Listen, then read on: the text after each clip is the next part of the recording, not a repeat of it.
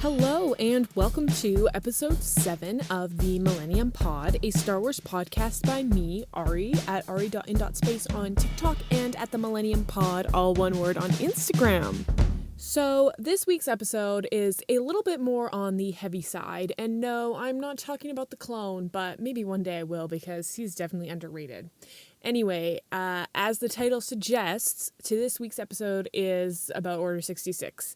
The title is literally Order 66. Very original, I know, but I didn't want to mess around too much. I wanted you to know exactly what you're getting into, and it's going to be a bit devastating.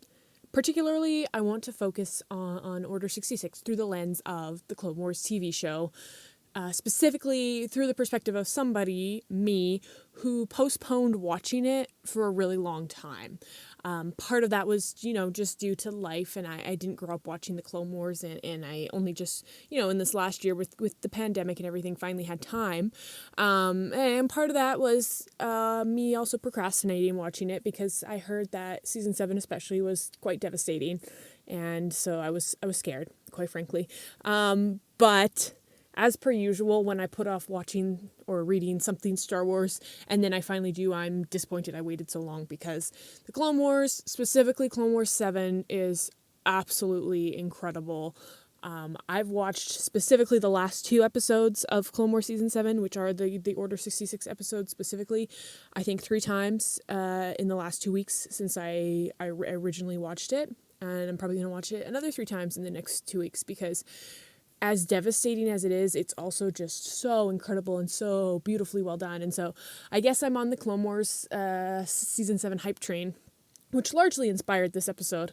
But yeah, so I really want to focus through the lens of the Clone Wars, specifically Season 6 and 7, and Order 66 through that. Because I feel like if you just watch Revenge of the Sith, as great as that movie is, it doesn't really do the devastation of Order 66 justice, in my opinion. And so I'm also going to want to, later on in the episode, kind of get into the implications of Order 66 directly after the effect, because we don't get that either in the films.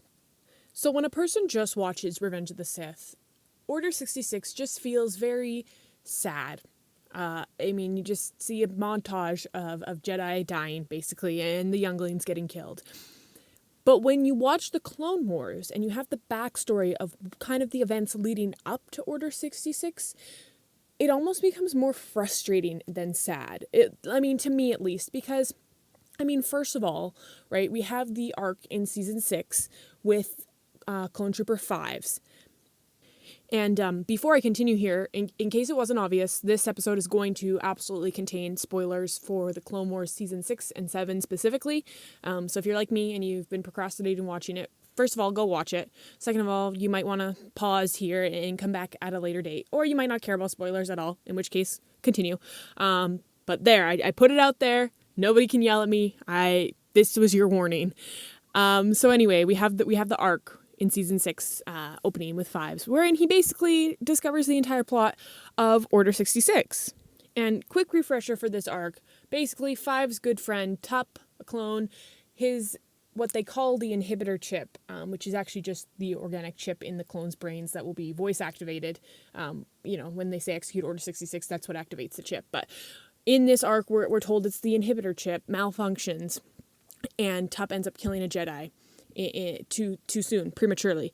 And 5's right from the beginning, he smells something is up. He's like, something is not right here.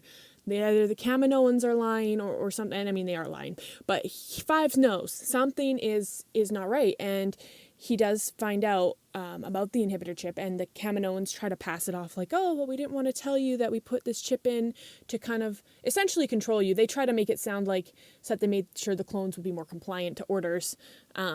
But it is the chip, the organic chip that will be voice activated to cause Order 66 eventually to happen. And 5's doesn't quite know that specifically. He doesn't know that in depth, but he does, through the arc, figure out that there's this chip in all the clones' brains, and something is not right about it. Something, the Kaminoan explanation is just not good enough. And he goes, right, and for one thing, I love this arc, as devastating as it is, because it shows that the clones are their own people. They have their own autonomy and they can do stuff other than just being, kind of like mindless soldiers, which I feel like in the movies, that's the vibe I get, is that the clones are just mindless soldiers. Now, throughout the Clone Wars TV show, we see that that's really not the case, but I really feel like that's super emphasized in the Fives arc, I'm calling it, in season 6. So then, of course, Fives is, nearing the end of the arc, and he's getting desperate, he's getting crazy, which just kind of further, quote-unquote, proves what the Kaminoans are saying, that the inhibitor chip is what prevents them from being crazy, because Fives took his own out, and he ends up getting killed. And then in the aftermath of that, Chancellor Palpatine has a meeting with some of the Jedi. I think it's Mace Windu, Yoda, and I think Shaak Ti's there. And he basically says, oh, well, we did an autopsy, like my Republic doctors did an autopsy, and we found that there was a parasite that made the inhibitor chips decay. And that's what caused Tup and Fives to act out. And it doesn't seem widespread, so we don't need to worry about it. And the Jedi are they're cool with that explanation. They're just like, okay, sounds great. And I'm sitting there watching, right? And I'm like, are you kidding me right now? You're really gonna believe Palpatine, of all people? I mean, the man looks evil, first of all. And I mean, I know that they trust him. And that's the whole point of Star Wars, is they got played. But it's just so frustrating that Palpatine's excuse for what happened with Fives is incredibly weak, and the Jedi are just like, oh yeah, that checks out. And so yeah, that's really, that whole arc is the first straw for me being annoyed with the Jedi Order and their lack of, looking into suspicious things, leading up to Order 66. The second straw for me, and probably the last straw really, is later on in season 6. I think it's episode 10, when they find out that the Separatists and Count Dooku actually guided the creation of the clone army. So basically, their enemy gifted them an army, and they decide to continue to use it. And they say, Yoda literally says something along the lines of, there seems to be a bigger plot at hand, but we're going to have to play the Separatist or our enemy's game now. Like, what? The Jedi are supposed to be, the wise people in the galaxy, and they're acting really dumb. I'm gonna be blunt, they're acting so dumb. I'm not even sorry that they got turned on, because the evidence was right there. And I mean, you would think that in light of the evidence that the clone troopers were made for them by their enemy, they might revisit the whole Fives situation. They might go back and think, oh, maybe Fives was onto something, but no, they just ignore it, and then they act shocked when Order 66 is called. It's just like, so that's one thing that just the Clone Wars does so well, and that this keeps me up at night. I'm gonna be honest, like, this really does. Season 6, man, I'm just like, what is happening? It just feels like it was so preventable, and I mean, obviously, if it was preventable, then none of it would happen, blah, blah, blah, we wouldn't have any more Star Wars. But, I mean, like I said, it does keep me up at night. I'm just like, how can you guys be so stupid? I have a lot of strong thoughts about the Jedi Order, and they're only getting stronger and more, I'm going to say, hateful as I've watched the Clone Wars, so I guess that might be a con, but of watching the Clone Wars, but really, that's why I think Order 66 becomes more just frustrating. I mean, equally as devastating, but more frustrating when you've seen the Clone Wars. Something else that really frustrates me, and I didn't know it frustrated me until I watched the Clone Wars, is the way the execution of Order 66 starts in Revenge of the Sith. To me, at least, when we see Cody on Utapau, and he gets the holo from Palpatine, and he says, execute Order 66, and Cody says, like, something along the lines of, it will be done, or, something like that. To me, watching just the movie, like, pre my Clone Wars knowledge, to me, that feels like the clones were in on it the whole time, and they knew everything that was going to happen, which is absolutely not true. And I mean, I might be the only one who thought that from the movie, but I doubt it. But it's, like I said, it's absolutely not true. Literally, the chip in every single clone's brain is voice activated by the command, execute Order 66, and it switches something in every single clone's brains, and it makes them hate the Jedi that they've served alongside for so long. And to me, now, knowing what I do about the individuality of each clone, it just makes the whole thing that much more devastating, knowing that what was once, an army of individual personalities and motivations, etc., is now just one mob. And it's almost like they all got bit by the same zombie and then boom, can't think for themselves anymore. And I just find that extra devastating. And I really feel like we don't get that in the movies. Another thing we really don't get in the movies is the understanding of the relationships between the clones and the Jedi generals. I mean, the only real thing I can think of that sort of shows their relationship is when Cody hands Obi-Wan back his lightsaber on Utapau, minutes before he's shooting on him because Order 66 has been declared. But that's really the only moment I can think of and I can see where you see a relationship with the clones. But in reality, the relationships between the Jedi and the clones runs incredibly deep. I mean, yes, they're brothers in arms, absolutely, but I would go further to say that they are family 100%, which, again, makes Order 66 that much more devastating. I mean, just imagine being Obi-Wan for a second here, right? Cody has just given you back your lightsaber, and you've had this exchange that just kind of oozes trust, right? And then about 2 minutes later, he's firing on you. Like, can you imagine that confusion? And same with, we see in Clone Wars 7 with Ahsoka and Rex. 1 second, they're, kind of celebrating their victory with the Siege of Mandalore, and then the next second, the clones are all turning on her, and it's especially devastating because all the other clones are pointing their guns at Ahsoka first when Order 66 is declared, and she's, like, looking at Rex like, what? And also help me? And then he turns and he's like, I'm going to be the one to do it, and proceeds to try to kill her, and it's just, wow. Like, and so that's 2 examples, and I appreciate the fact that in Clone Wars Season 7 we got that a little bit more in depth, because the Obi-Wan Cody interaction is fine, it's good, I'm gonna praise it because it's all that's really there in the movie, but it's nowhere near the level that feeling would be, and I really feel that confusion and this utter betrayal, but mostly confusion with the Ahsoka and Rex scene in Season 7 of the Clone Wars. So, as I said, I've rewatched those last 2 episodes of Clone Wars Season 7 3 times since I first watched them 2 weeks ago. Like, it's bad, but it's only 40 minutes of my time, so who cares? And it's because it's just so, yes, devastating, absolutely, but it's so incredibly well done. I know I already said that, but, like, I can't get over how beautiful the imagery is, first of all, with the clones having painted their helmets to look like Ahsoka because they were so excited for her to come back after all that time, and then to see them facing her down, guns pointed at her, like, that imagery is just absolutely incredible. And aside from that, just seeing, it really emphasizes the relationship between Ahsoka and Rex, especially, as Ahsoka's trying to save him, and she does eventually get the chip out of his brain, and then he's on her side. Just seeing them work together is just, it's so wholesome yet sad, but it's just so wholesome overall. And seeing their interaction and them trying to fight off the clones that are trying to get them just allows me to now think about every other Jedi trying to, escape this and dealing with their confusion and their feelings of betrayal in that moment. It's almost overwhelming to me to think about. And I really I've never liked the montage of Order 66 in Revenge of the Sith. I mean, first off, because I think it's sad. Second of all, because it seems like it's so easy to kill the Jedi, and it wouldn't be that easy. I mean, sure, you could say, well, they were taken by surprise, right? But so was Ahsoka, and I mean, yes, Ahsoka is a fantastic Jedi, but, like, you're telling me that she could take down a clone battalion better than, Ki-Adi-Mundi, who's on the council, who's been a Jedi forever.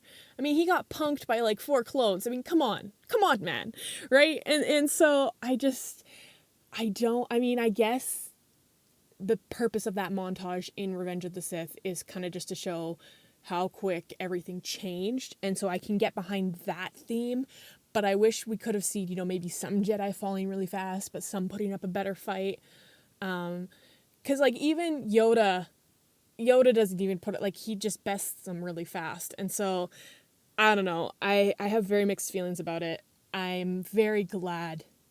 I think that might be why I love Clone Wars Season 7, the last 2 episodes, like I've said 100 times in this podcast, is just because it kind of, like, gave me what I think I wanted to see from Order 66, because it's such an important event. And I know Revenge of the Sith is supposed to be about Anakin. I know. But it just feels like it was glossed over too much. I mean, that's my opinion, of course, but it just really feels like that.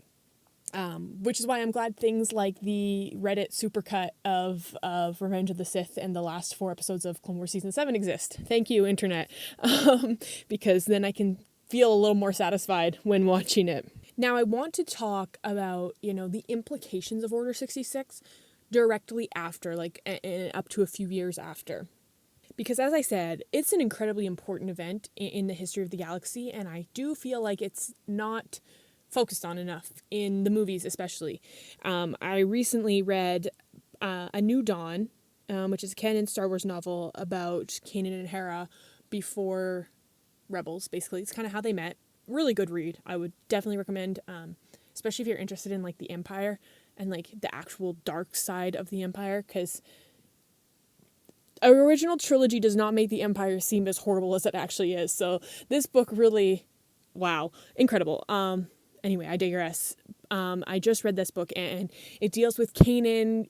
I can't quite remember how many years after Order 66 it is, but it's early enough that he's not part of the rebellion yet, and shows him living his life and with his lightsaber hidden, and he can't use the Force, and he's in some tight spots where he wants to use the Force, but he can't because that would mark him for dead, essentially. And the same thing happens in the Ahsoka novel, which is also fantastic. And it takes place about a year after Order 66, and it's just Ahsoka, being alone in the galaxy. And again, times when she should be able to use the Force or should need to and just can't. I mean, eventually both her and Kanan do, but it's a risk. It's a huge risk. And I feel like I never quite realized that while the Force is used for a lot of good, in this particular case, it would quite literally be a death sentence if anybody saw and decided to report it. It was dangerous to be a Jedi, and which would lead to incredibly lonely lives. I mean, I'm so glad that both Kanan and Ahsoka found the rebellion and could feel safe to, be themselves and use their training for good. But I imagine other Jedi, nameless Jedi, just out there, would have just been alone. And can you imagine how horrible that would have been? I mean, people love to make memes about Revenge of the Sith and the whole Order 66, but when you really think about it, it's actually so horribly devastating. I know I've said that about 100 times, but like I said, it keeps me up at night, and I feel so bad for these fictional characters that don't even exist in real life.